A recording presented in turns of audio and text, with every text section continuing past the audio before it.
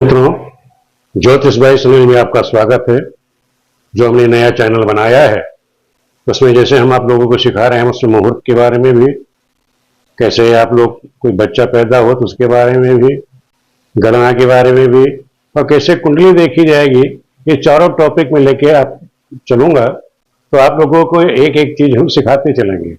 अब इस समय 2 महीने हम लोग फ्री भी हैं, तो कोशिश करूंगा कि आप लोगों को हर दूसरे तीसरे दिन वीडियो बना के हम दूसरे दिन तो जरूर देते रहेंगे, ऐसा मेरी कोशिश रहेगी। तो आप लोग अब आराम से सीखिएगा, क्योंकि बीच में हमें समय नहीं मिल पाया था कार्य की व्यस्तता की वजह से, कुछ इस तरह के कार्य में व्यस्त रहे।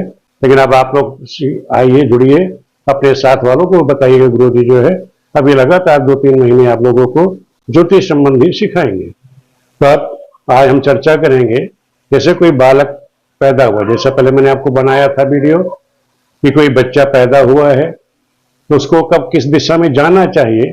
वो वीडियो आप लोगों की बहुत वायरल भी हो रही है, तो काफी लोग पूछ भी रहे हैं, वो काफी वायरल हो रही वीडियो। उसी तरह अब आपको हम आज बताने जा रहे हैं, किसी बच्चे का जन्म हुआ, अब उस बच्चे का उसको अन्नप्राशन कराना है, पहली बार अन्नप्राशन कराना है, तो आप कब कराएंगे? या बच्चे को माँ का दूध देना, स्तनपान कराना है, तो कब कराना चाहिए? कोई आपसे आकर पूछते ही बच्चा पैदा हुआ तो सर्वप्रथम आदमी आपके पास पूछने ही आ जाता है। तो आप कैसे बताएंगे? तो यह मैं आपको समझाता हूं, उसे आप समझिए। मान लो आज का हमारा जो टॉपिक है, विषय है, वो है बच्चे को अन्नप्राशन कराना। कब बच्चे को अन्नप्राशन कराना चाहिए, या माँ का स्तनपान कब कराना चाहिए? तो सर्वप्रथम पहला मुहूर्त तो पड़ता है माँ का स्तनपान कराना। तो कोशिश ये करो कि 5वें या 7वें दिन, 5वें 7वें दिन। लेकिन आजकल डॉक्टर लोग क्या करते हैं, दूसरे तीसरे दिन ही करा देते हैं। तो अगर दूसरे तीसरे दिन भी अगर माँ का दूध दे रहे हैं तो उसमें आप लोग देख लीजिए कि उस दिन शुभवार होना चाहिए और शुभ तिथि होनी चाहिए। इतना तो देख ही लेना कि उसमें क्या क्या, एक तो आप नक्षत्र देख लेना, अच्छा नक्षत्र हो, शुभवार हो, तो अपने यजमान को बता दो भाई ठीक है, अगर डॉक्टर कह रहा दूसरे तीसरे या 5वें दिन, तो आप उसके लिए क्या करेंगे? तो सबसे उसको देखना है आपको वार और शुभ नक्षत्र, जिस दिन अच्छा हो उस दिन बता दीजिए, इस दिन माँ ये स्तनपान करा दीजिए। नहीं, पहले लोग क्या करते थे, 5वें 7वें या 21वें दिन स्तनपान कराते थे, लेकिन इतना हो नहीं सकता। तो कोशिश आप करिएगा तीसरे 5वें या दूसरे तीसरे 5वें दिन ही करा दीजिए। माँ का स्तनपान बच्चे को जरूर करा देना चाहिए। तो इसके बाद आता है अन्नप्राशन। अन्नप्राशन मुहूर्त जो होता है ये जरूर है, इसको बहुत ज्यादा देख सुन करके बताना चाहिए कि साल भर के भीतर में ही, 1 साल के अंदर में ही ये अन्नप्राशन बच्चे का होना चाहिए। मान लो लड़का है, लड़के के लिए आप क्या करेंगे? सममास होने चाहिए। 6ठे महीने से लेकर के 12वें मास तक के जो सम मास हैं उसमें आप करा देना। वही मैंने लिख दिया है अन्नप्राशन मुहूर्त में कि 6ठे मास से लेकर के जो सम मास है, संवर्ष नहीं है, सम मासों में, सम जो महीने होंगे, सम मास में लड़के का करा देना, विषम मास में कन्या का अन्नप्राशन कराना चाहिए। जैसे लड़के के लिए 6ठे महीने से शुरुआती होती है, तो 6ठा हुआ, 8वां है या 10वां महीना है, इसमें आप बच्चे का, लड़के का अन्नप्राशन कराइए। कोई कन्या ने जन्म लिया है तो उसका विषम मासों में 7वें 9वें 11वें मास में कन्या का जो है अन्नप्राशन 1 साल के अंदर में करा देना चाहिए। ये तो आपका हो गया कि ठीक है, 1 साल के अंदर में हमारे मास को पता हो गया है। अब इसके बाद आप देखेंगे नक्षत्र। तो नक्षत्र कौन से होने चाहिए? जैसे मैंने आप लोगों को सिखाया था शुरुआत में कि मृदु नक्षत्र होते हैं, चर नक्षत्र है और स्थिर नक्षत्र है, मृदु नक्षत्र है, लघु और चर नक्षत्र। ये जो नक्षत्र हैं इस कार्य के लिए शुभ माने गए। इन नक्षत्रों के वैसे नाम भी आप नोट करना चाहो तो मैंने आपको नक्षत्र बता दिए थे, शुभ नक्षत्र को पुनः नोट कर लीजिए। रोहिणी, तीनोत्तरा, खाड़, तीनोत्तरा, मृगशिरा, रेवती, चित्रा, अनुराधा, हस्त, पोख्य, अश्वनी, अभिजित, पुनर्वसु, श्रवण, धनिष्ठा, स्वाति और शतभिका। पुनः नक्षत्रों का नाम नोट कर लीजिए। रोहिणी, तीनोत्तरा, मृगशिरा, रेवती, चित्रा, अनुराधा, हस्त, पोख्य, अश्वनी, अभिजित, पुनर्वसु, श्रवण, धनिष्ठा, स्वाति और सप्तमिका, ये जो नक्षत्र है शुभ नक्षत्र माने गए हैं। इसमें आप क्या करेंगे, इसमें आप बच्चे का अन्नप्राशन कराएंगे, ये नक्षत्र होना चाहिए। इसके बाद आप देखेंगे शुभवार, आपको मैंने शुभवार बताए चारों, वो हमेशा आपको ध्यान रखने चाहिए। शुभवार कौन से होते हैं? सोमवार, शुक्रवार, गुरुवार और बुधवार, यानी सोम, बुध, गुरु, शुक्र, ये चारों वार शुभ नक्षत्र शेष वार माने गए हैं। कोशिश करिए ये वार हो, ये नक्षत्र हो।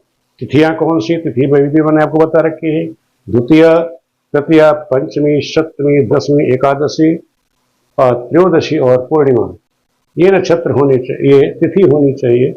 अब जो आपने पूछ सकते हो कि वो ये जो नक्षत्र है हमने 15 बता दिया, पूर्णिमा बता दिया, शुक्ल पक्ष के हो गई तिथियां। अब किसी बच्चे ने जन्म ले लिया कृष्ण पक्ष में, तब आप क्या करोगे, ये लास्ट की 2 तिथियां छोड़ देना, उसमें क्या करोगे, द्वितीय, तृतीय, पंचमी, यहां तक तो शुभ होता है। कृष्ण पक्ष की जो है पंचमी तक तिथियां शुभ होती, तो यहां तक तिथि आप ले सकते हैं। तो इन तिथियों में कृष्ण पक्ष की द्वितीय, तृतीय, पंचमी हो, शुक्ल पक्ष आपके पास द्वितीय, तृतीय, पंचमी, सप्तमी, दसवीं, एकादशी, चौदशी और पूर्णिमा, ये आपके पास तिथियां हो गई। इन तिथियों में आप जो है ये कार्य करा सकते हैं, अन्नप्राशन का मुहूर्त आप दे सकते हैं।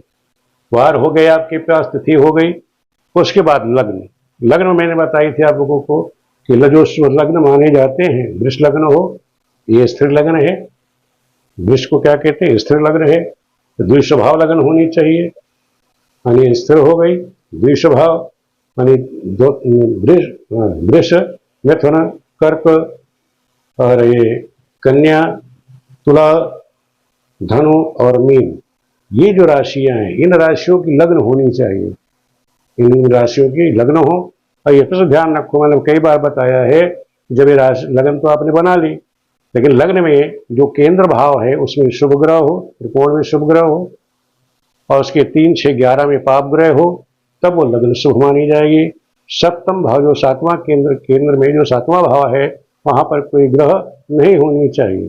चंद्रमा जो है चौथे, 8वें, 12वें नहीं होना चाहिए, तब वो लगन शुद्ध मानी जाती है। तो ये आपको कई वीडियो मैंने सिखा रखा है, वो शायद दूसरे चैनल में मैंने सिखाया है वो, और इस चैनल पर भी मैं आपको पुनः बता दे रहा हूँ कि लग्न की जो शुद्धि है उससे आप लोग समझ लो। अगर मैंने इस चैनल पर नहीं बताया है तो इसमें समझ लीजिए कैसे आपको लग्न शुद्धि देखनी है। लग्न शुद्धि हम आपको सिखा देते हैं। तो ये चीज़ आपको लोग को ध्यान रखना है कि लग्न की शुद्धि कैसे देखी जाती है।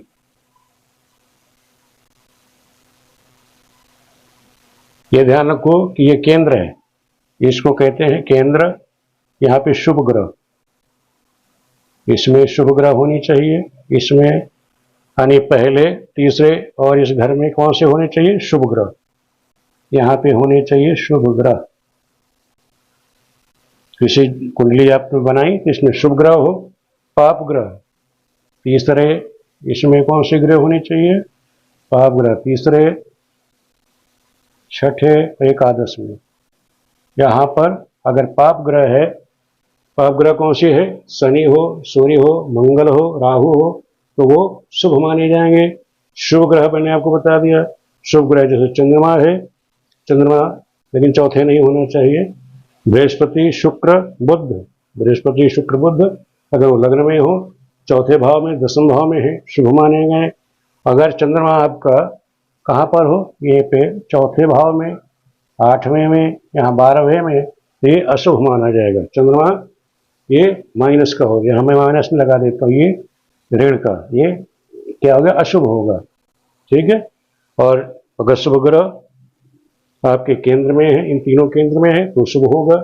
पाप ग्रह इन तीनों स्थानों पर है तो शुभ होगा। चंद्रमा आपका अगर इधर चौथे, 8वें, 12वें होगा तो अशुभ हो जाएगा। इस तरह आपको लग्न की शुद्धि देखनी है। तो आप लोगों की ये वीडियो समझ में आ गई होगी। अगर किसी प्रकार कोई दिक्कत है, परेशानी है, कमेंट करके पूछ लेना। और ये भी नहीं है, ज्योतिष संबंधी कोई भी परेशानी, कोई दिक्कत है तो आप हमसे पूछ सकते हो, या हमारे व्हाट्सएप नंबर, वैसे मैं जानते हो जब वीडियो बनाता हूँ नीचे वो चलती रहती लाइन, उस पर भी मैं अपना नंबर डाल दूंगा। लेकिन वैसे ही जो मेरा नंबर है, अगर आप लोगों को कोई पूछना भी है तो हमारे नंबर भी पूछ सकते हैं, 58411746। इस नंबर पे, वही व्हाट्सएप नंबर मेरा है। आप लोगों को कोई जानकारी है, ज्योतिष संबंधी सीखना है, कोई परेशानी, कोई दिक्कत है किसी प्रकार की, वो भी आप लोग हमसे कमेंट करके इस नंबर पे संपर्क कर सकते हैं, पूछ सकते हैं। वीडियो देखने के लिए आप सभी मित्रों का बहुत बहुत धन्यवाद।